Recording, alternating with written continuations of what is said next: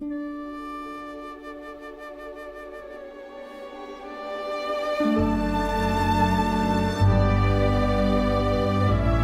era de la divina voluntad comentado teológicamente por el padre Yosef sobre los escritos de la sierva de Dios Luisa Picarreta y el estudio del don que nos permite vivir en la divina voluntad.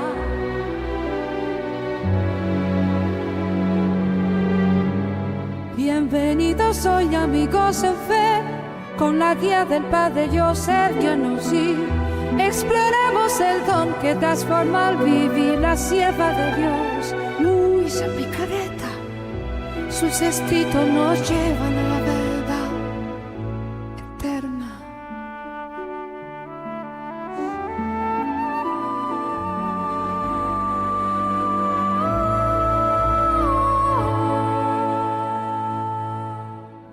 En la era de la divina voluntad,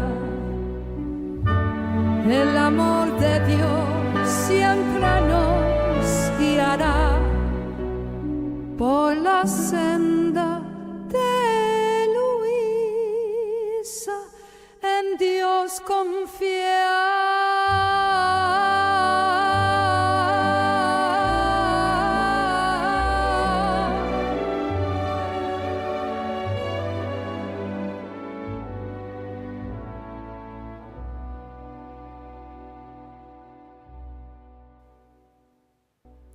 Au nom du Père, du Fils et du Saint-Esprit. Amen. Viens, Esprit Saint, viens dans le cœur de tes fidèles et enflamme en nous le feu de ton amour. Envoie ton Esprit afin que nous soyons recréés et tu renouvelleras la face de la terre.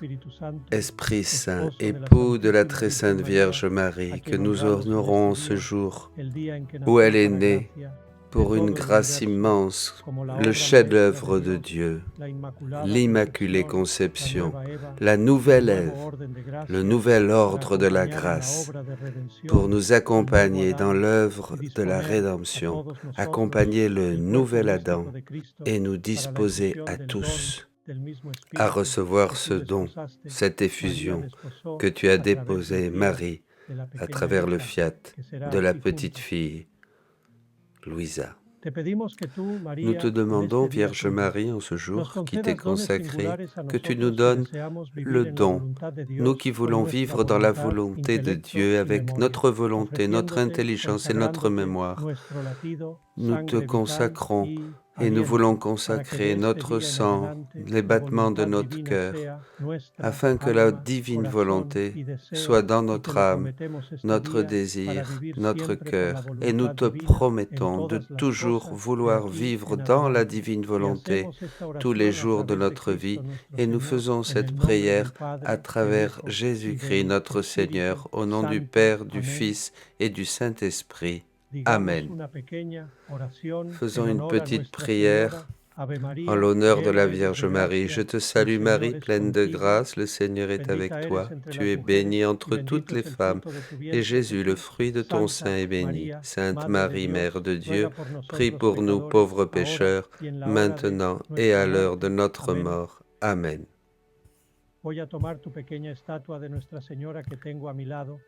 Je vais prendre la petite statue de la Vierge Marie que j'ai à mes côtés.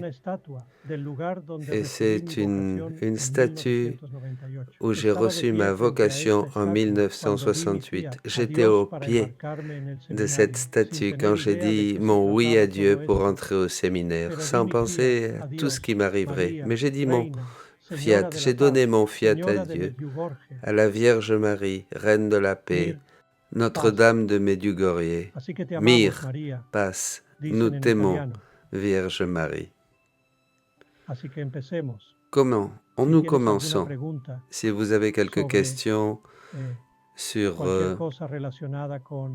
quoi que ce soit en relation, surtout avant tout, la volonté divine, et sa relation avec l'Église et notre propre spiritualité, les écrits, la vie de Luisa. Une chose que je voulais te partager aujourd'hui, et aujourd'hui, le volume 1 est officiellement prêt à être imprimé. Il m'est revenu aujourd'hui et je l'ai encore révisé moi-même. Tu sais, c'est difficile de corriger ta propre écriture parce que tu peux sauter des paroles et des mots que d'autres verraient. Mais c'est un événement particulier qui est arrivé aujourd'hui en ce jour de la naissance de la Vierge Marie. Et Luisa aussi, en ce jour, a reçu le don de vivre dans le monde divin. Elle disait que c'était les vêpres de la fête de Notre-Dame. Mais le jour suivant, c'était l'anniversaire de la Vierge Marie et Luisa a commencé à vivre quand Jésus l'a mis au ciel, l'a fait entrer au ciel en présence de la Trinité. Et quelques jours après, elle nous dit que c'était quelques jours après que la Trinité eut transformé tout son être intérieur qu'elle s'est sentie divinisée. Donc, entre le 8 et le 14 de septembre, c'est le triomphe de la croix.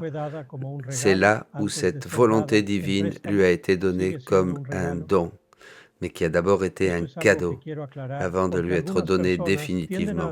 Je voulais dire ça parce que certaines personnes veulent faire une différence entre ce don de la divine volonté comme un prêt ou comme une vie complète. Mais les deux sont un don.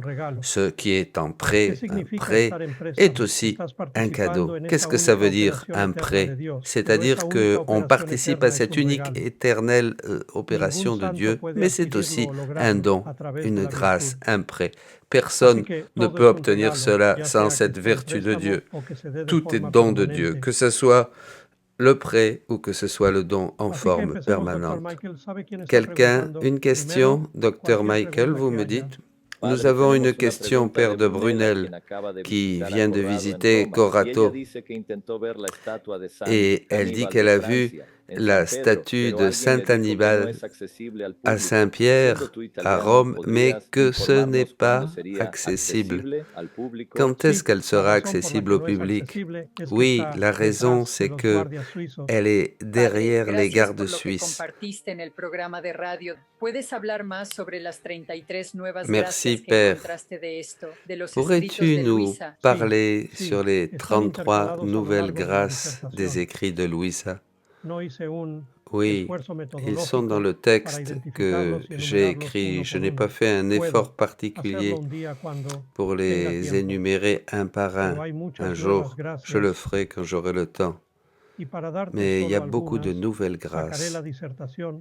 Et pourtant, donner certaines, je te dirais, Jésus se réfère à la vertu unificatrice. Ça, c'est une nouvelle grâce que l'on rencontre dans plusieurs volumes. Dans le volume 25, le jour de Noël, je vais vous citer cette nouvelle grâce, la vertu unificatrice qui n'a jamais été expérimentée par un saint auparavant. Et bien sûr, la vertu génératrice. Nous parlerons de cela en suivant. Des écrits de Luisa, volume 26, 30 juillet 1929. Ma fille, quelle différence entre celles qui pratiquent les vertus saintement, mais dans l'ordre humain, ça ce sont les saints, et celles qui opèrent dans l'ordre divin de ma divine volonté. Ça c'est les vertus divines, dont j'ai parlé samedi dernier. Lorsque les premières pratiquent les vertus, c'est-à-dire les vertus chrétiennes, les vertus morales, celles-ci demeurent séparées entre elles, de sorte que la diversité de leurs actes apparaît Une vertu apparaît comme patience, une autre comme obéissance, une troisième comme charité, etc., etc. Et elles sont toutes séparées et elles ne sont pas capables de se fusionner. Chacune a sa distinction et elles sont incapables de fusionner pour pouvoir former un acte unique qui procède du divin et embrasse l'éternité et l'infini. Voilà, elles ne peuvent pas être utilisées dans le futur ou dans le passé. Au contraire, pour celles qui opèrent dans ma divine volonté, ces âmes possèdent sa lumière et la vertu communicative et unifiante, de telle sorte que, en se fusionnant, parce qu'elles sont toutes faites dans la source de sa lumière, les vertus forment un acte unique aux innombrables effets, propres à embrasser le Créateur même avec l'infini de sa lumière. La force unificatrice, c'est-à-dire la force unificatrice de la Trinité, possède la grâce communicative. C'est une autre grâce, vertu communicative, vertu génératrice. Toutes les créatures, si elles le désirent, ceux qui le désirent peuvent recevoir ces bénédictions qui sont à leur disposition. Oh, si toutes les créatures connaissaient le grand secret d'opérer dans mon divin vouloir, elles rivaliseraient entre elles pour que rien ne leur échappe qui ne passerait par sa très pure lumière. Des vertus, 7 sont des nouvelles grâces, mais il y en a d'autres qui ne sont pas des vertus. La vertu génératrice se trouve dans le volume 31, le 14 août 1932. Et Jésus lui dit, « Notre adorable divinité est amenée en substance de façon irrésistible, sans interruption, à engendrer continuellement. Le premier acte générateur est accompli par nous. Le Père m'engendre continuellement et moi, son Fils, je me sens continuellement engendré par lui. Au sein de la Trinité. Le Père céleste m'engendre et m'aime. Je suis engendré et je l'aime. De l'un et de l'autre procède l'amour, l'Esprit Saint. Toute l'éternité est contenue dans un acte générateur qui forme l'unité de notre être divin. Par conséquent, cet amour réciproque forme la troisième personne de notre être suprême, l'Esprit Saint, inséparable de nous. Ne se contente pas de cet acte générateur, mais veut générer en dehors de nous, dans les âmes, c'est-à-dire ad extra. Ce qui est dit ici, c'est que le Père et le Fils et le Saint-Esprit génèrent cette vertu. Et voilà que cette tâche d'engendrer en dehors de nous est confiée à notre volonté, animée par notre amour, qui est l'Esprit Saint, qui descend dans les âmes et avec sa lumière forme notre divine génération. Mais cela ne peut être accompli que dans l'âme qui vit dans notre volonté. Il n'y a pas de place en dehors de notre volonté où former notre vie divine. Notre parole ne trouverait pas les oreilles capables d'écouter. Et faute de notre connaissance, l'amour ne trouverait pas la substance avec laquelle engendrer. C'est pour cela que notre Sainte Trinité est complètement désordonnée dans la créature. Par conséquent, seule notre volonté peut former notre génération divine. La vertu unificatrice permet que toutes les vertus se fusionnent et la vertu communicative permet que chaque acte vertueux de l'âme impacte toutes les créatures, les influence dans tous les temps. Même Dieu est influencé par les actes de la créature. Cette vertu génératrice permet l'unique opération éternelle de Dieu, depuis la source incréée de la lumière qui est Dieu. Une fois que le soleil procède de la lumière, vrai Dieu du vrai Dieu, cette vertu génératrice nous est communiquée depuis le Père et le Fils, et cela par la puissance du Saint-Esprit. et ainsi nous recevons la vertu unificatrice et communicatrice. La vertu génératrice est la première que nous recevons. Sans elle, nous restons dans le désordre. Tout est séparé, tout est indépendant, tout fonctionne de manière indépendante. Quel est ton avis sur Notre-Dame de Medjugorje qui a dit que son vrai anniversaire est le 5 août? L'Église le célèbre aujourd'hui. Peu importe mon opinion, ce que je te dirai, c'est ce que disent les voyants de Medjugorje. Ils ont été témoins de ce message et ils ont dit que quand ils ont demandé cela à la Sainte Vierge, qu'est-ce que tu préfères? Quand veux-tu le célébrer, aujourd'hui ou le 5 août? Elle dit, je préfère les deux. Cela ne signifie pas que nous n'avons pas besoin de choisir. Notre mère est 2 fois bénie. Elle a 2 anniversaires grâce à l'Église. Pareil pour l'anniversaire de notre Seigneur. Il est possible que ça ne soit pas le 25 décembre, mais ça a été cette semaine. Anne-Catherine Emmerich dit que dans une vision, elle a vu quand est-ce que cela s'est passé. Si ce n'est pas Noël, c'est très proche de Navidad, de Noël.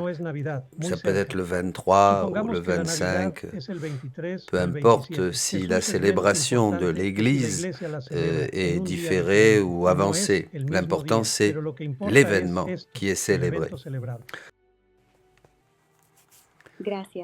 Merci. C'est bien de prier dans le royaume de la divine volonté, prier avec la servante de Dieu, Luisa Picaretta, durant le temps ordinaire. Tu devrais prier tout le temps, carême, Noël, tous les temps liturgiques. Merci. Ça, c'est une bonne question. Michel. Merci Père pour l'opportunité de poser une question. J'écoute tout ce que vous dites aujourd'hui et j'écoute aussi beaucoup des réponses que vous donnez. Ma question particulière, c'est pour mon père qui est mort au mois d'avril. Oui, je suis au courant de cela parce que tu me l'avais dit. Merci Père. Merci pour vos prières pour lui. Il était très simple dans sa foi et il aimait. En particulier, il avait une grande dévotion à la passion de Jésus. Et un de ses livres favoris était Les heures de la passion de notre Seigneur Jésus-Christ. Il aimait beaucoup. Et à la fin de sa vie, tout spécialement quand il était à cette étape très difficile de la maladie de Parkinson, il trouvait beaucoup de bonheur à lire les 24 heures, même s'il ne comprenait pas tout. Mais il était très pris par les écrits de Luisa Picaretta. Et d'une manière très spéciale, j'ai trouvé qu'il avait un petit livre de prières, les dernières paroles de Luisa, son testament spirituel. Et ça m'a donné une grande consolation. Et ça le consolait aussi à lui. Et le dernier paragraphe, quand elle dit « C'est mon chemin, c'est le chemin que j'ai préparé pour toi, c'est le chemin que j'ai réservé pour toutes les âmes qui veulent vivre dans la volonté divine ». C'est très beau, mais ma question, Père, c'est mon Père réellement, il ne comprenait pas tout ça, bien sûr, de la divine volonté, mais il le désirait. Et vous parlez tellement du désir. Je voudrais croire que pour l'amour qu'il avait pour Jésus et Marie dans sa simplicité, et aussi cet amour qu'il avait pour Luisa, et comment elle l'a suivi à travers les heures de la Passion, elle l'a aidé à travers les heures de la Passion.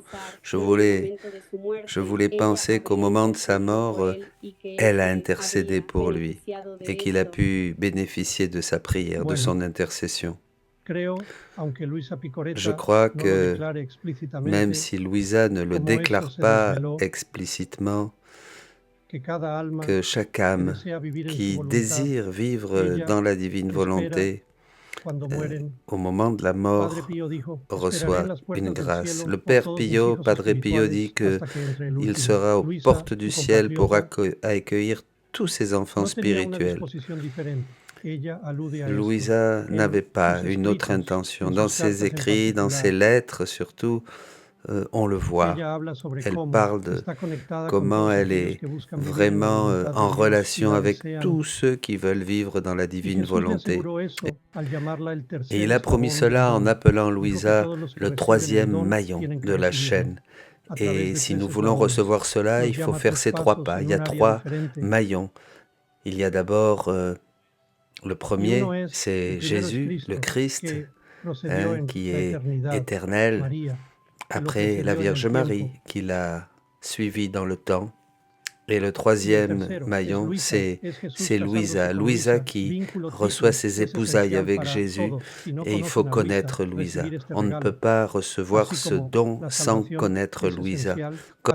Comme on ne peut pas recevoir le don du salut sans connaître Jésus. On le connaîtra tous avant de mourir, de toute manière. Bonjour Père, la vertu divine agit dans les personnes qui vivent imparfaitement dans la divine volonté, qui l'ont comme un prêt. Et l'autre question, c'est quand on vit dans la divine volonté comme un prêt, ce qui peut nous éloigner d'elle, c'est le péché conscient et volontaire, le péché délibéré, le péché véniel délibéré. Un péché véniel, c'est suffisant? Oui, seulement le péché grave nous éloigne.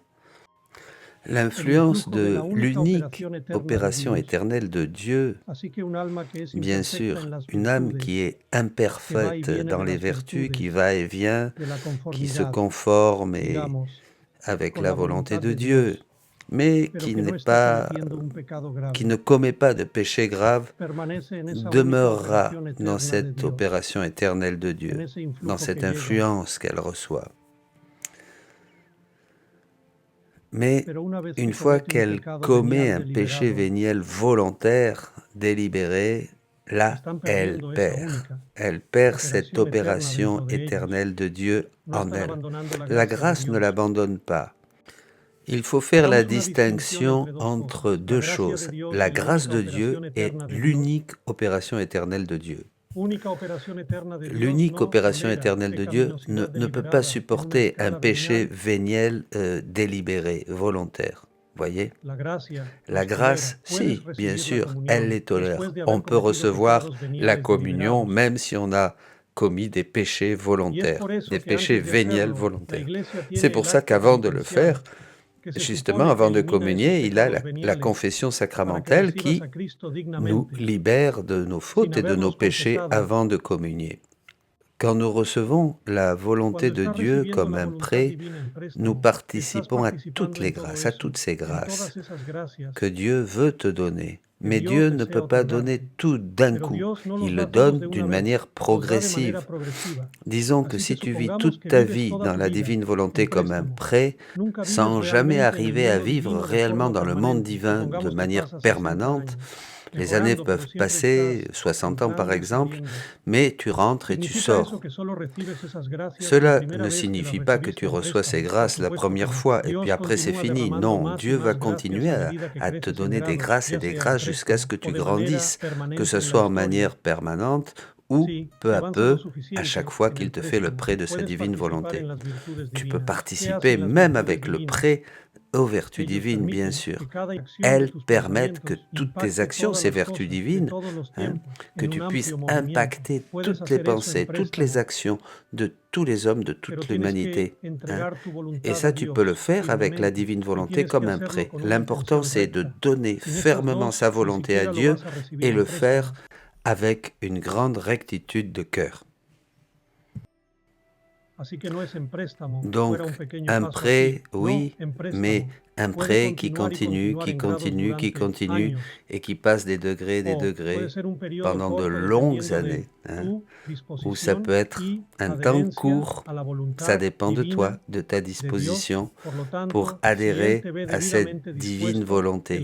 Mais s'il te voit vraiment bien disposé, eh bien il te le donnera d'une manière définitive. Donc, oui, si tu vis dans la divine volonté, tu peux participer comme un prêt, tu peux participer aux vertus divines, et si tu commets un péché véniel délibéré, tu ne laisses pas la grâce de Dieu, ne t'abandonne pas, mais pour ce péché, bien sûr, tu perds l'opération éternelle et divine. Père, une question du chat. Si quelqu'un reçoit l'Eucharistie avec un péché mortel dans son âme, Jésus n'entre pas dans cette âme, il s'en va immédiatement, il souffre jusqu'à ce que les accidents disparaissent. Il souffre jusqu'à ce que les accidents disparaissent, lui. Il entre dans cette âme contaminée, pleine de boue, et il souffre pendant 15 minutes. Déborah, à vous. Merci pour m'écouter. On peut dire que vivre le don de la divine volonté de vivre en elle marque l'âme comme le baptême. Oui, c'est une bonne question. Et la parole que l'Église utilise pour le baptême, c'est indélébile. Personne ne peut enlever le baptême, même pas Dieu. Dieu a ordonné que jamais ce don soit retiré. Dieu ne retire jamais ses dons. C'est un enseignement des conciles. Quand Dieu a donné quelque chose, il ne l'enlève plus. Il peut enlever sa faveur, sa disposition envers toi, mais le don, jamais. Comme Judas, par exemple, il a eu le don du sacerdoce et il ne lui a jamais retiré. Ainsi que le don de vivre dans la divine volonté imprime, comme le baptême, un caractère indélébile dans l'âme. Et ça, c'est théologiquement juste. Et l'on trouve cela dans les écrits de Luisa. Les actes que nous réalisons dans la divine volonté, de forme temporelle ou permanente, que ce soit dans une divine volonté prêtée ou permanente, sont indélébiles. Ça restera toujours.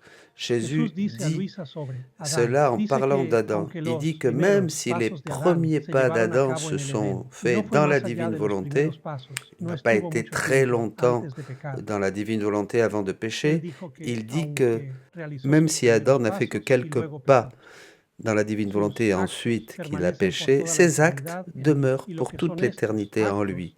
Et ces actes sont inséparables de moi, dit Jésus. Maintenant, la question que l'on se pose, pas ça dans les écrits de Luisa, on ne trouve rien. Une âme qui a vécu dans la divine volonté par moment et qui a fait ses actes dans la divine volonté, et qui sont actes qui sont inséparables de Dieu, elle peut se séparer de ces actes indélébiles? Il n'y a pas de réponse claire dans le texte de Luisa. Maintenant, si je donne une réponse, c'est mon opinion personnelle. Et je n'ai pas l'habitude de donner des opinions personnelles parce que je ne veux pas interpréter et mal interpréter la parole de Jésus et de Luisa. Pour cela, j'évite les conclusions personnelles, surtout sur des sujets comme celui-ci. Mais je crois qu'il faut dire que si j'ai agi divinement et que j'ai fait des actes, et bon, après je peux vivre comme je veux et je serai sauvé de toute manière. Non, il faut comprendre ce qu'est un acte divin dans la divine volonté. Un acte divin dans la divine volonté, il y a plusieurs types d'actes. Il y a l'acte imparfait, il y a l'acte parfait et il y a l'acte complet. Mon opinion théologique, c'est que quand on réalise un acte complet dans la divine volonté qui nous donne le sceau de la deuxième prédestination, c'est ce que Jésus dit à Louisa dans le texte. Et je crois que si ce type d'acte est vraiment relié de manière indélébile à Dieu. Père, tu peux m'écouter? Je crois que c'était la semaine dernière ou avant, quand Jésus était passé en jugement, tu as dit qu'il ne répondait à personne, sauf à Ponce Pilate. Non, j'ai dit qu'il n'a pas répondu à Hérode. Il n'a pas, non, il n'a pas répondu à Hérode. Mais il a répondu au grand prêtre, et je n'ai pas mentionné Pilate, mais il n'a pas dit un mot à Hérode. Il a répondu au grand prêtre, parce qu'il devait obéir au prêtre qui lui posait une question. Et il a dit, oui, je suis. On va terminer. Vous pouvez désactiver vos micros en silence et vous pouvez me dire bonne nuit et bonjour à vous tous. Thank you. More like afternoon here, Father. Father. Father, God bless you. Thank you so much, Father. Thank you. That's it, Father. Bye, Father. God bless you. Keep you always Night, in God bless. Thank you, Father. Thank you.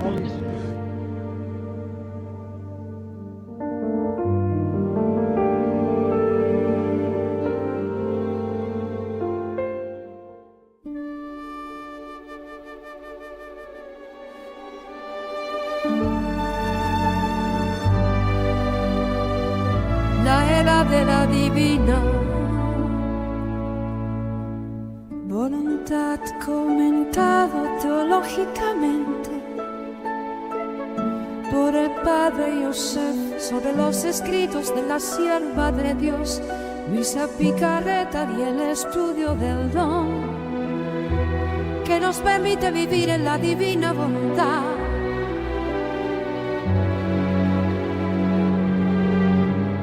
Bienvenidos hoy amigos en fe, con la guía del Padre Joseph Giannuzzi.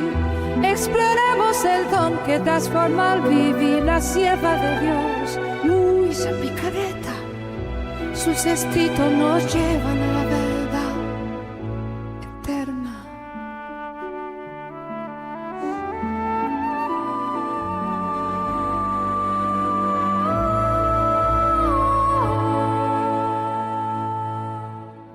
En la era de la divina voluntad, el amor de Dios siempre nos guiará por la senda de Luisa. En Dios confía.